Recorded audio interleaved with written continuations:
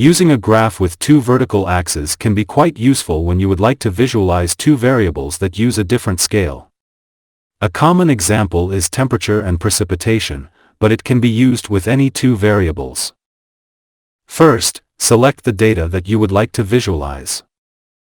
Go to the Insert tab.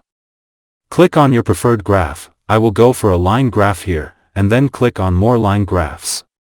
Now, go to the bottom of the list of graphs and select the combo option at the very bottom. Now you have a graph with two vertical axes, one on each side of your graph. Assign the variable's axis that you want displayed on the right side of the graph as the secondary axis, by clicking the check mark next to it.